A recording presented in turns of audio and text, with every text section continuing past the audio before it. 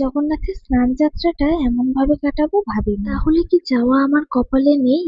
আর তোমাদেরকেও কি দর্শন করাতে পারবো না? সব কিছু থাকছে এই ভিডিওটার মাধ্যমে। হরে কৃষ্ণ এভরিওয়ান, আমি নিবেদিতা শ্রীধাম মায়াপুর থেকে। কেমন আছো তোমরা সবাই? জগন্নাথ দেবের স্নান যাত্রা আর তার জন্য কোনো স্পেশাল ভিডিও আসবে না এটা হতেই পারে না। আজ সকাল থেকেই সেরকম কোনো প্ল্যানিং ছিল না, বাট এটুকু জানতাম যে ভগবানের দর্শন ঠিক করাবো তোমাদের। আর সেরকমই হয়েছে, জগন্নাথের কৃপায় আমরা খুব ভালোভাবে দর্শন করেছি, সাথে তোমাদেরকেও দর্শন করিয়েছি। তার জন্য পুরো ভিডিওটা স্কিপ না করে দেখতে হবে। তো চলো যাওয়া যাক মন্দিরে। প্রথমেই তো এই যে আমরা রাজাপুর চলে এসেছি, আর অনেক ভিড় ছিল স্নান যাত্রার সময়, ওই কারণে ওই সময়টা আমি আসিনি। একটু বিকেলের দিক করে এসেছিলাম, যেহেতু ভাগবতকে নিয়ে আসবো ওই কারণে রিক্সা নেই। আর মন্দিরে এসেই তো এই যে শুদ্ধ বৈষ্ণবের দর্শন হয়ে গেছে, তারপরে আমাদের রাজ পেজ দর্শন করবো জগন্নাথের। কি দর্শন কেমন লাগছে অবশ্যই কিন্তু কমেন্ট সেকশনে জানিয়ে যেও। আর এর পাশাপাশি আমার ইউটিউব চ্যানেলে শর্টস আপলোড করা আছে, সেগুলো তোমরা দেখে নিতে পারো। আমি অলরেডি